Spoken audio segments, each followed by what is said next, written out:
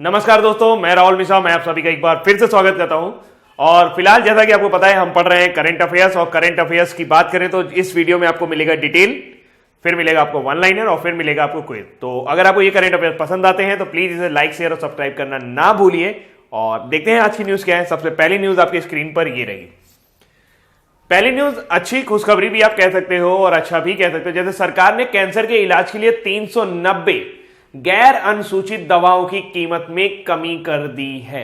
जैसा कि आपको पता है दोस्तों, मैं आपको पहले भी बता चुका हूं, इंडिया में चल रहा है, यानी कि भारत में जो है वो ड्रग प्राइस कंट्रोल ऑर्डर एक विधेयक था जो पारित हुआ था, जिसके अंतर्गत कुछ दवाओं की सूची रखी गई थी, जिसमें से कुछ दवाओं को ऐसा बना दिया गया था कि उनकी प्राइस भारत सरकार तय करेगी। उनकी कीमतों को कोई भी बढ़ा या घटा नहीं सकता, ताकि जो जेनेरिक दवाएं होती हैं, जो ऐसी दवाएं होती हैं जो कि जीवन रक्षक दवाएं होती हैं, वो किसी आदमी को अगर जरूरत है तो ऐसा ना हो उसके साथ कि उसको पैसों की वजह से वो दवाएं ना खरीद पाए। तो किसी पर्टिकुलर दवा का कीमत बहुत आसमान ना छू जाए, जिसकी वजह से ये रेगुलेशन बनाया गया था।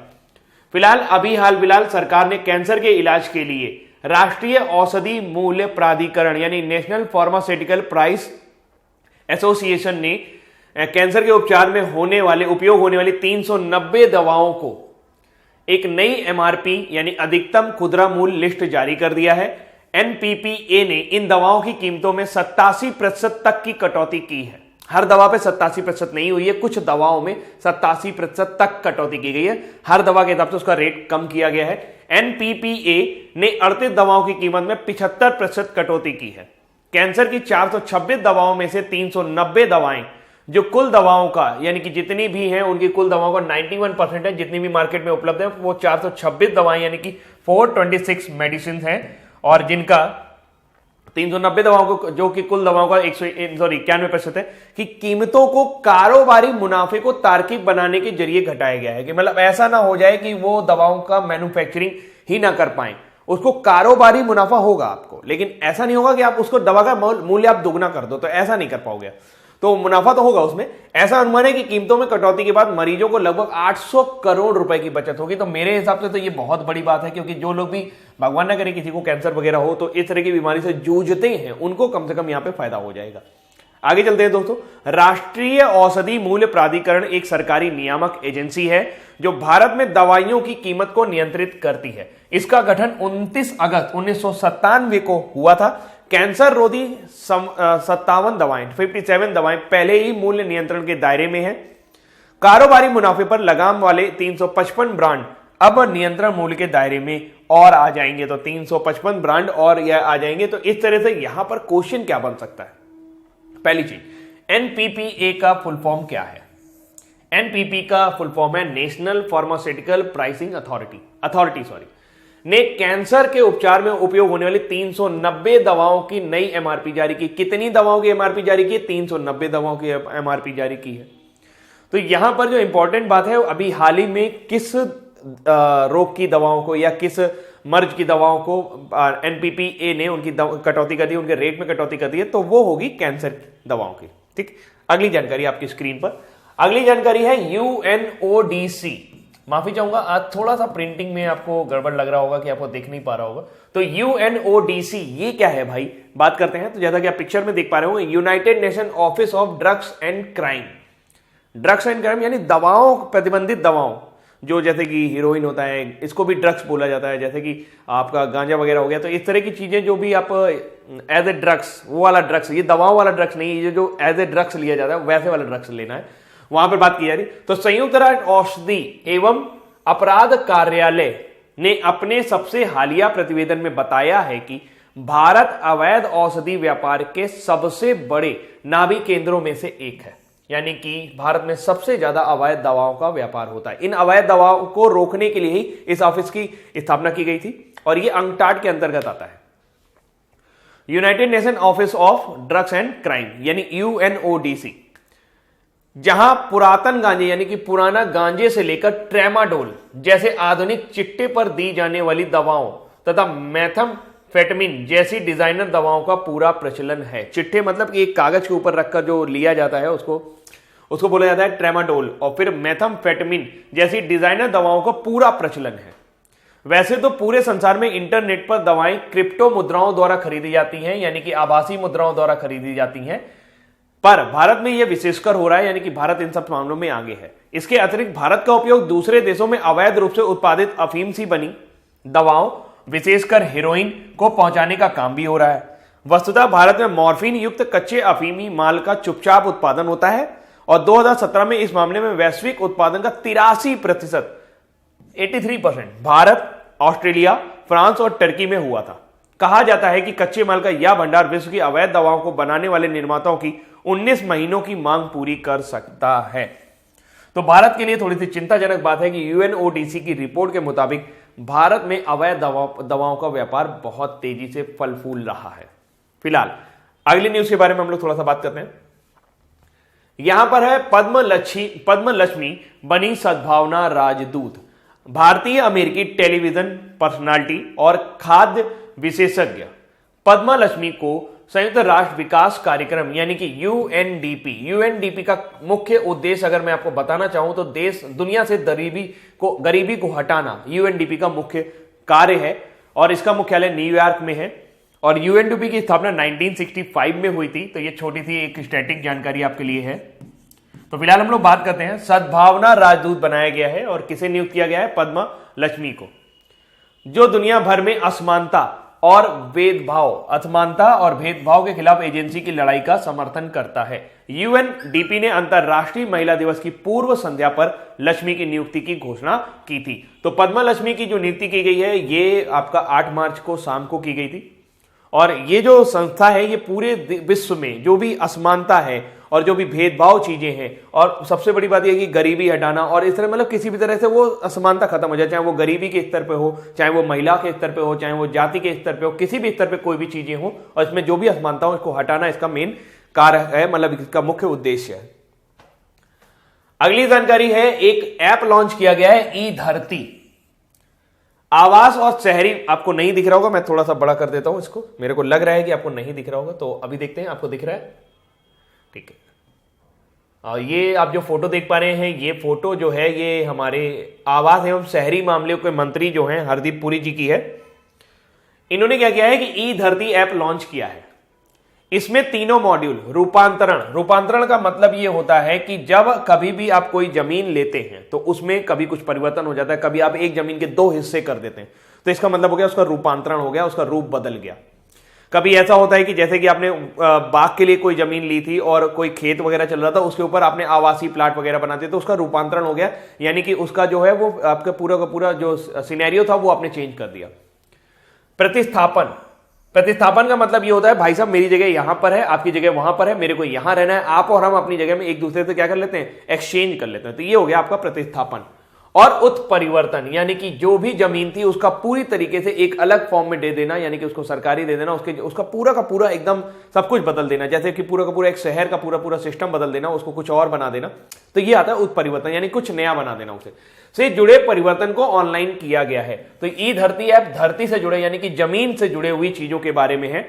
भूमि और विकास कार्यालय LNDO में भुगतान प्रणाली को भी पूरी तरह से डिजिटल कर दिया गया है। इससे फायदा क्या होगा? जनता अब LNDO की वेबसाइट पर जाकर अपने आवेदन ऑनलाइन जमा कर सकती है और उन्हें प्रस्तुत होने तथा आवेदनों के पालन के लिए उसके कार्यालय के दौरा करने की आवश्यकता नहीं पड़ेगी। आप कह सकते हैं इस तरह से आवास एवं शहरी मामलों के मंत्रालय ने एक अपना जो भी उनका ग्रुप था, ये भूमि विकास डेवलपमेंट जो भी होता है, तो लैंड एंड जो भी उसका आपका डेवलपमेंट पार्ट होता है उसके पूरे पार्ट को उन्होंने डिजिटलाइज कर दिया, यानी उसका डिजिटलीकरण कर दिया गया है और ये डिजिटल इंडिया मिशन के अंतर्गत किया गया है। उनके आवेदनों को पालन करने के लिए इसके कार्यालय के दौरे की आवश्यकता नहीं पड़ेगी। श्री पुरी ने ई धरती जियो पोर्टल भी लॉन्च किया है, जिसके माध्यम से संपत्ति का ठेकेदार नक्शा दिखाने के साथ ही संपत्ति के मूल विवरण भी देख सकेगा। तो जो भी उसका वो है उसका क्या हो रहा है, कहीं ऐसा तो नहीं उसकी जमीन पे कोई कब्जा वगैरह कर रहा है इस तरह के, तो बहुत सारी चीजों से सुविधा हो जाएगी। याद क्या रखना है आपको, ई धरती ऐप का संबंध किससे है? ई धरती ऐप का संबंध आवास एवं शहरी विकास मंत्रालय से है। इसको लॉन्च किसने किया है? इसको लॉन्च किया है हमारे आपके हरदीप पुरी जी ने। अगली जानकारी एक नियुक्ति से है। असौफ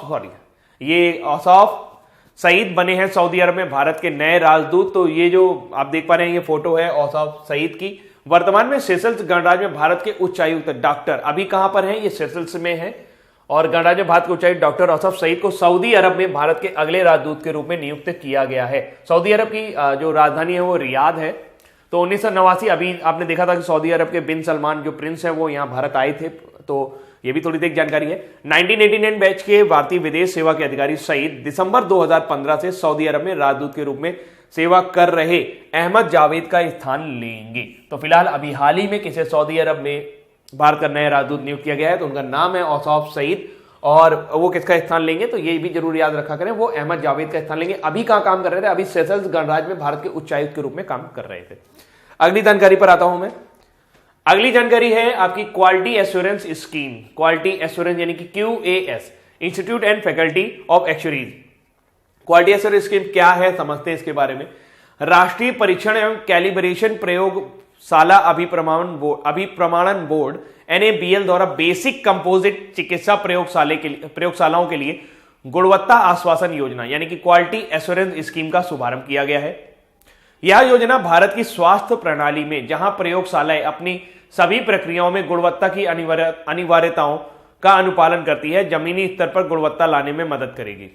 इससे गुणवत्ता की आदत विकसित होने के साथ साथ प्रयोगशालाओं को एक निश्चित समय में ISO 15189 की बेंचमार्क मान्यता प्राप्त करने में मदद मिलेगी। देखिए ISO आपको पता है इंटरनेशनल स्टैंडर्ड ऑर्गेनाइजेशन के कुछ पैरामीटर्स होते हैं, तो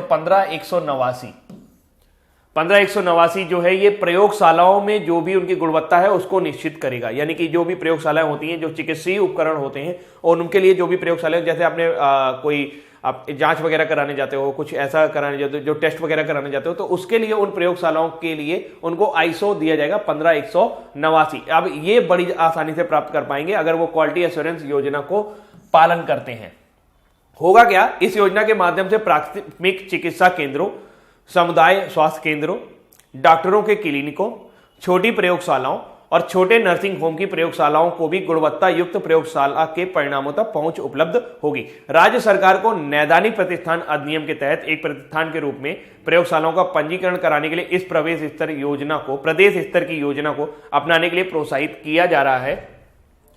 अभी तक यह अधिनियम 11 राज्यों और सभी केंद्र शासित प्रदेशों में लागू किया जा चुका है। इससे इन राज्यों के निदान के क्षेत्र में व्यवस्थित करने में सहायता मिलेगी।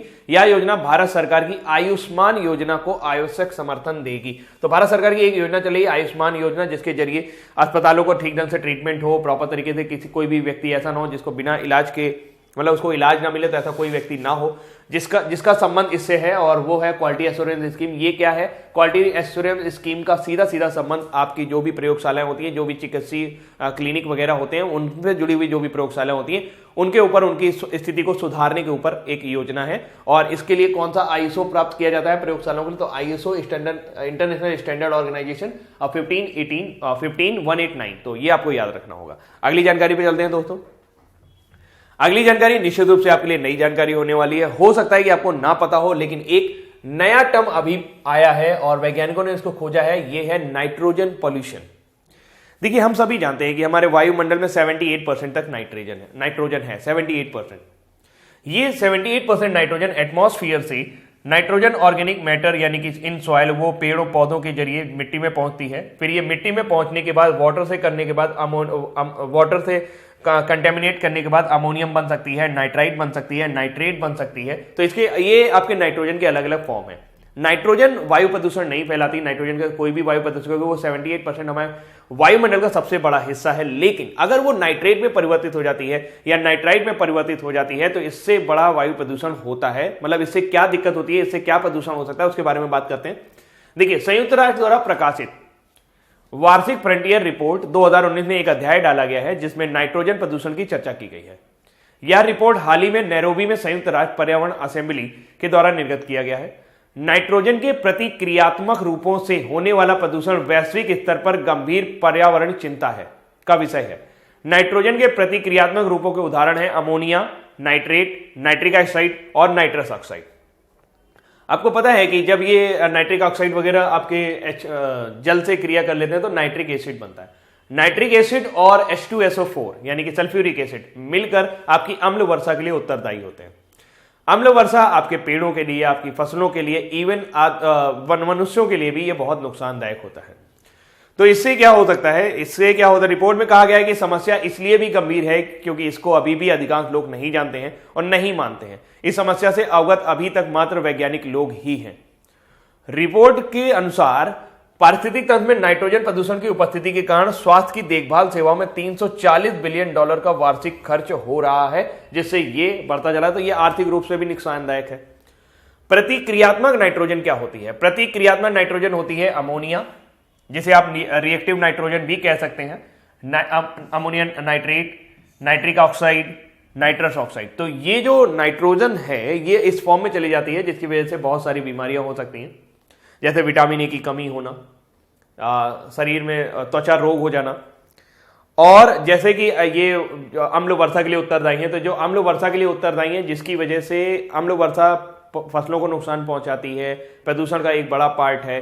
तो ये नाइट्रोजन के ऊपर एक रिपोर्ट जारी की गई है जिसको बहुत सारे लोग नहीं जानते थे।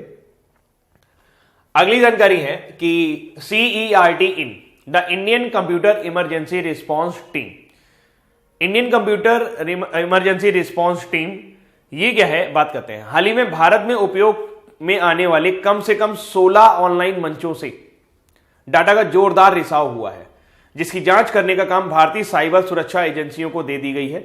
इस काम में राष्ट्रीय कंप्यूटर आपातकाल प्रतिक्रिया दल अग्रणी भूमिका निभा रहा है। CERT इनका फुल फॉर्म है computer emergency response team in India, इसको बोलेंगे कंप्यूटर आपातकाल प्रतिक्रिया दल। यह एक सरकारी सूचना प्रौद्योगिकी सुरक्षा संगठन है। इसे 2004 में भारत सरकार के सूचना प्रौद्योगिकी विभाग ने सृजित किया था और यह उसी विभाग के अधीन काम करता है। CERT के काम क्या है? कंप्यूटर सुरक्षा से संबंधित मामलों पर प्रतिक्रिया देना, कहां कहां साइबर आक्रमण हो सकता है उस पर प्रतिवेदन देना, और देश भर में सूचना प्रौद्योगिकी सुरक्षा के लिए कारगर चलनों को बढ़ावा देना। सूचना प्रौद्योगिकी संशोधन अधिनियम 2008 में यह प्रावधान किया गया है कि इस अधिनियम के कार्यान्वयन के निरीक्षण करने के लिए CERT इन ही उत्तरदायी होगी।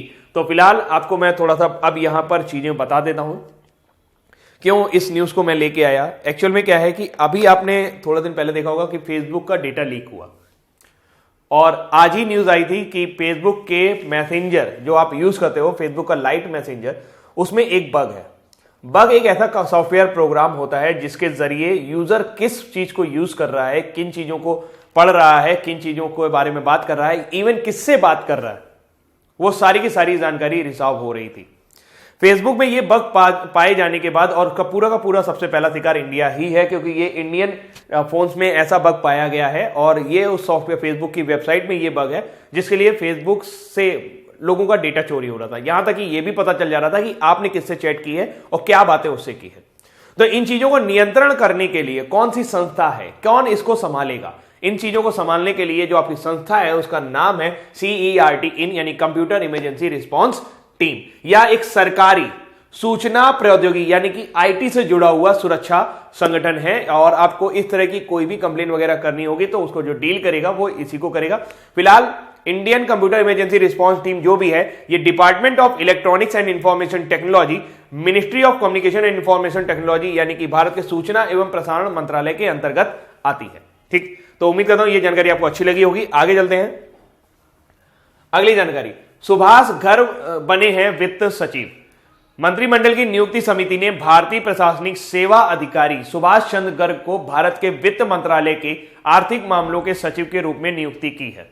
तो सुभाष गर्ग क्या बने हैं? वित्त सचिव। इंपॉर्टेंट क्वेश्चन है, वित्त सचिव कई बार कई पेपर में पूछा गया है, तो आपको यह निश्चित रूप से याद करना चाहिए।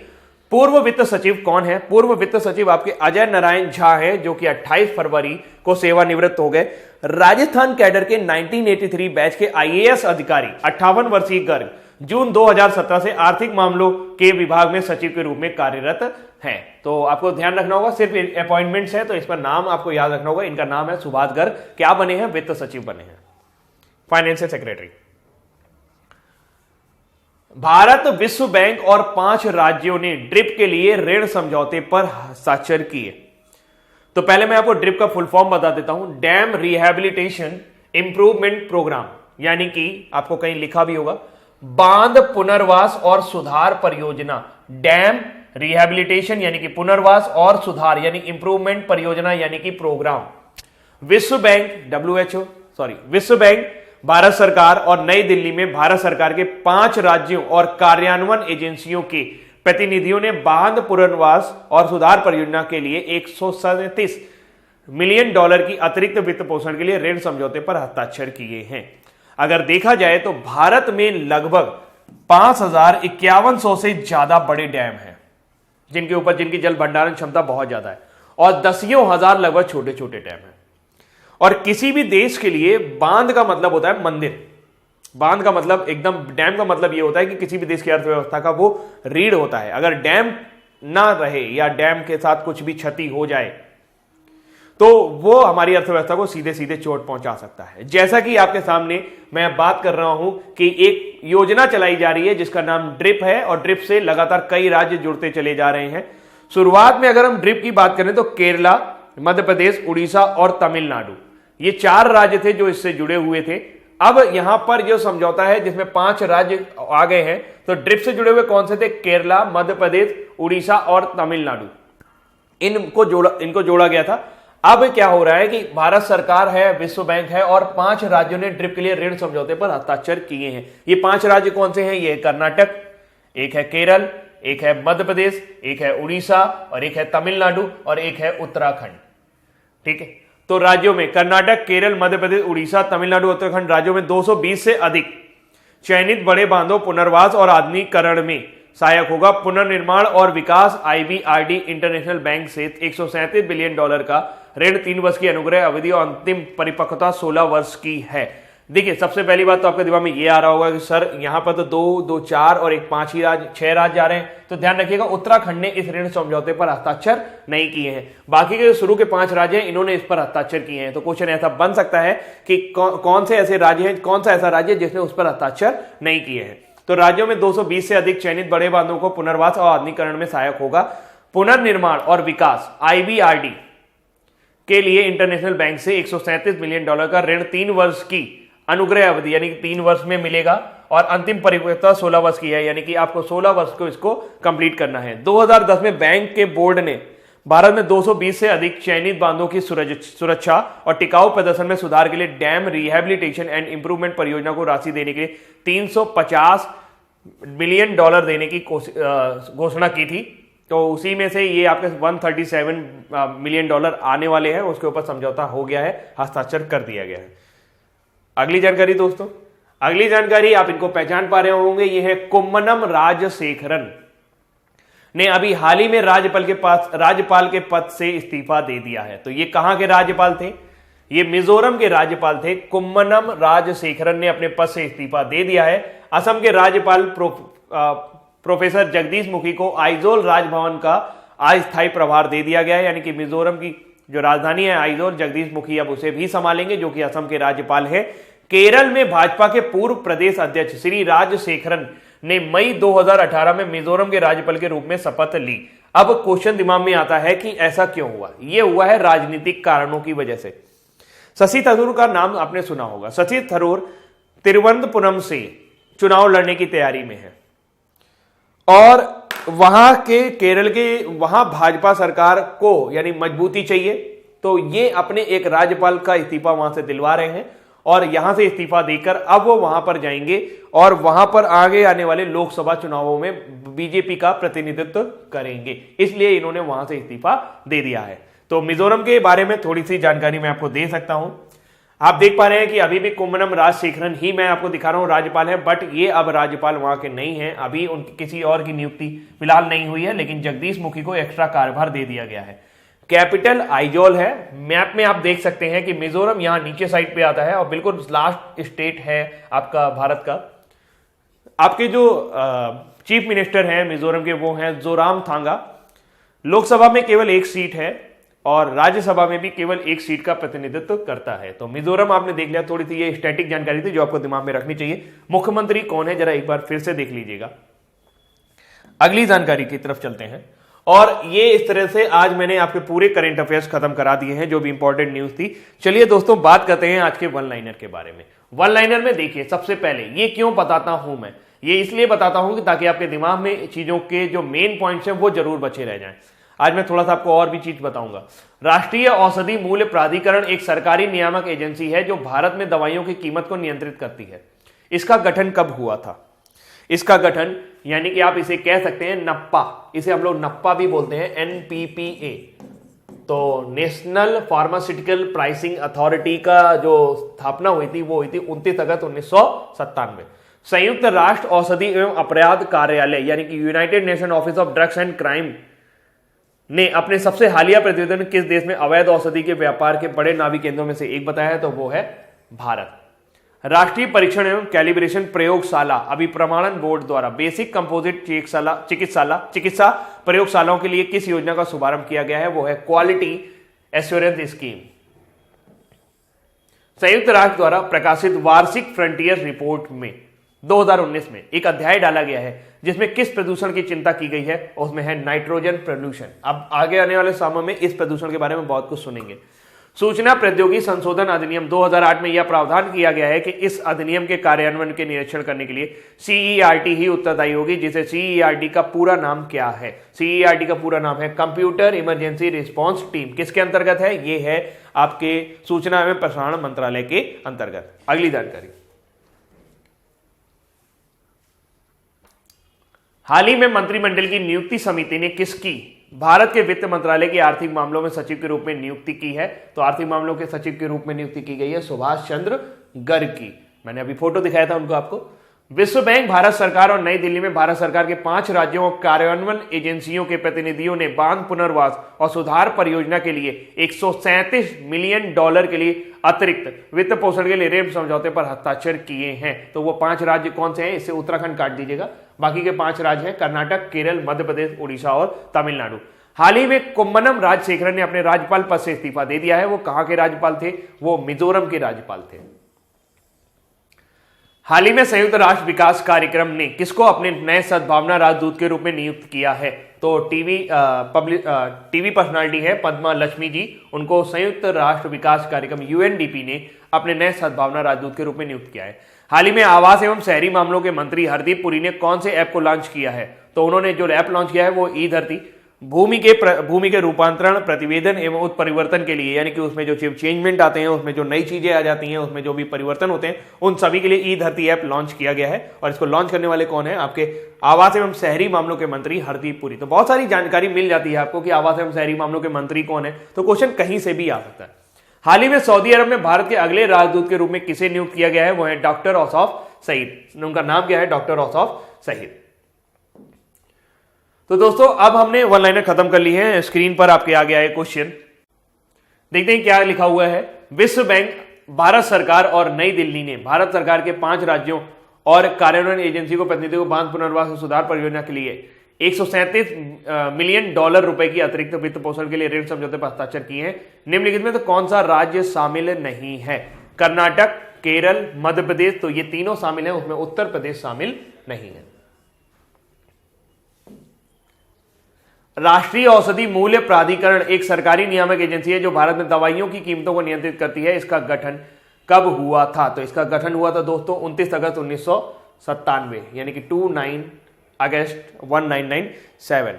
ठीक, अगली जानकारी आपकी स्क्रीन पर।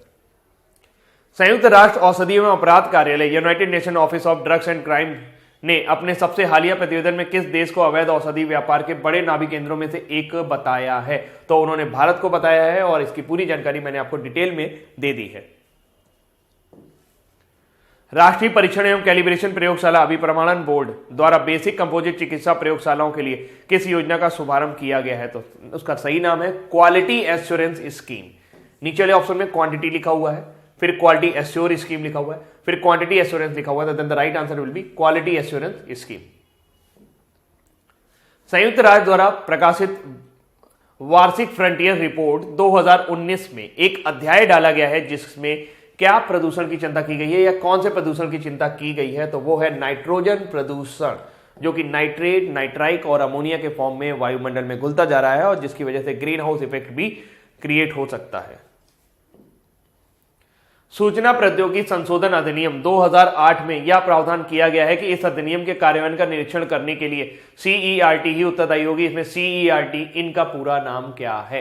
Computer emergency response technical, computer emergency response technique, computer emergency repressive team, computer emergency response team. Then the right answer is computer emergency response team.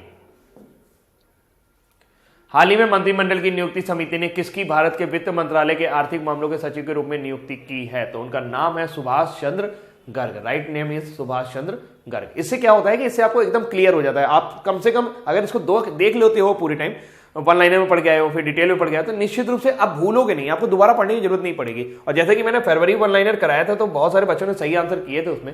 हाल ही में कुम्मनम राजशेखरन ने अपने राज्यपाल पद से इस्तीफा दे दिया है। वह कहां के राज्यपाल थे? तो जाहिर सी बात है कि वो मिजोरम के राज्यपाल थे। Then the right answer will be Mizoram.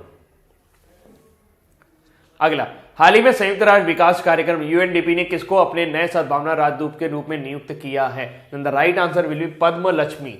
पद्म लक्ष्मी एक टीवी सेलिब्रिटी हैं जिनको अभी हाल ही में यूएनडीपी ने 8 मार्च यानी कि महिला दिवस के दिन शाम को यूएनडीपी का सद्भावना राजदूत नियुक्त किया है। हाल ही में आवास और शहरी मामलों के मंत्री हरदीप पुरी ने कौन से ऐप को लॉन्च किया है? तो उन्होंने ई धरती ऐप को लॉन्च किया है, जिसकी वजह से संपत्ति का ठेकेदार यानी कि संपत्ति का जो भी मालिक होगा वो अपनी संपत्ति के बारे में पूरा ब्यौरा वहां पर देख सकेगा। हाल ही में सऊदी अरब में भारत के अगले राजदूत के रूप में किसे नियुक्त किया गया है? तो डॉक्टर औसाफ सईद को, जो कि सेशल्स में तैनात थे, अब उनको वहां पर सेशल्स में काम कर रहे थे, अब उनको सऊदी अरब में भेज दिया गया है। और इस तरह के आज के पूरे करंट अफेयर्स मैंने आपको खत्म करा दिए हैं। तो फिलहाल उम्मीद करता हूं ये करंट अफेयर्स आपको पसंद आए होंगे, और आपको पसंद आए तो प्लीज इसे लाइक, शेयर और सब्सक्राइब करना ना भूलिए। बाकी आपके जो भी कमेंट्स हैं, जो भी सुझाव हैं, उनका पूरी तरह से मैं यहाँ पे स्वागत करता हूं। और प्लीज अपने कमेंट लिखना ना भूलिए। कमेंट करते हैं तो मुझे अच्छा लगता है, और मुझे अच्छा लगने के लिए आप इतना तो कर ही सकते हैं। तो देखते रहिए, मुस्कुराते रहिए और बने रहिए मेरे साथ। Thank you so much, bye bye.